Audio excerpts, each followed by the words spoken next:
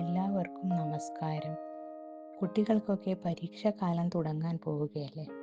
എല്ലാവരും നന്നായി പഠിക്കുന്നുണ്ടാകുമെന്ന് വിശ്വസിക്കുന്നു. ചില കുട്ടികൾ എത്ര തന്നെ പഠിച്ചാലും പരീക്ഷാ ഹാളിലെത്തുമ്പോൾ മനസ്സ് മുഴുവൻ ബ്ലാങ്കായി, അതായത് ഞാൻ ഒന്നും പഠിച്ചിട്ടില്ല ഒരു തോന്നൽ വരാറുണ്ട് അല്ലേ. അപ്പോൾ അവർക്ക് ടെൻഷനാവും, ആങ്സൈറ്റി ആവും, സ്ട്രെസ്സ് വരും. പിന്നെ അവർക്ക് എക്സാം ഹാളിൽ പോയാൽ ഒന്നും എഴുതാൻ സാധിക്കാറില്ല. ഇത് മാറ്റാൻ വേണ്ടി ഒരു മാർഗത്തെക്കുറിച്ചാണ് ഞാനിന്ന് പറയാൻ പോകുന്നത്. അതായത് ഹാളിൽ കയറുന്നതിന് ഒരു 10 മിനിറ്റ് മുൻപെങ്കിലും നമ്മൾ പഠിക്കുന്നതൊക്കെ നിർത്തുക.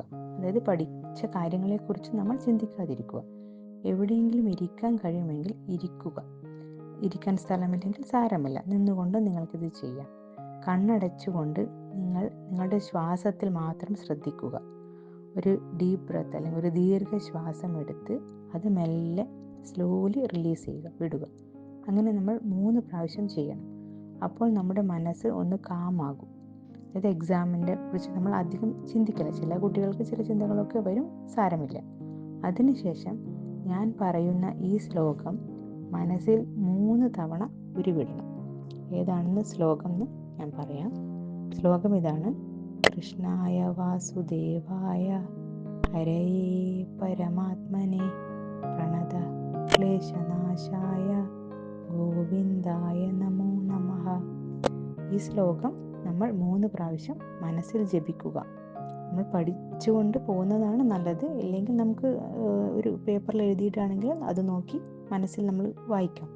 ഇതിൻ്റെ അർത്ഥം എന്താണെന്ന് വെച്ചാൽ, കൃഷ്ണനും വാസുദേവനും പരമാത്മാവുമായ ഹരിക്കും ഗോവിന്ദനും നമസ്കാരം. ഞങ്ങളുടെ എല്ലാ ദുഃഖങ്ങളുടെയും നാശത്തിനായി ഞങ്ങൾ അങ്ങയുടെ മുന്നിൽ ശിരസ് നമിക്കുന്നു എന്നതാണ് ഇതിൻ്റെ അർത്ഥം.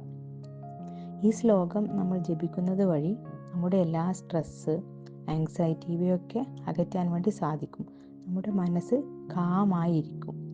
ഇത് എക്സാം തുടങ്ങുമ്പോൾ മാത്രമല്ല കേട്ടോ, എല്ലാ ദിവസവും കുട്ടികൾക്ക് ജപിക്കാവുന്നതാണ്.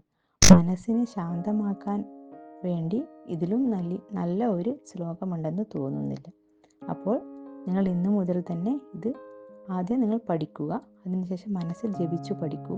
ഏത് അവസരത്തിലും നിങ്ങൾക്ക് ഉപയോഗിക്കാവുന്നതാണ് ഈ ശ്ലോകം. മനസ്സിൽ നമുക്കൊരു ടെൻഷൻ വരുമ്പോഴൊക്കെ നമുക്കിത് മനസ്സിൽ കണ്ടിന്യൂസ് ആയിട്ട് ചൊല്ലാൻ പറ്റും.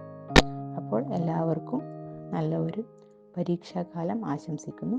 സ്ട്രെസ്സും ടെൻഷനൊന്നും ഇല്ലാതെ എഴുതാൻ സാധിക്കട്ടെ.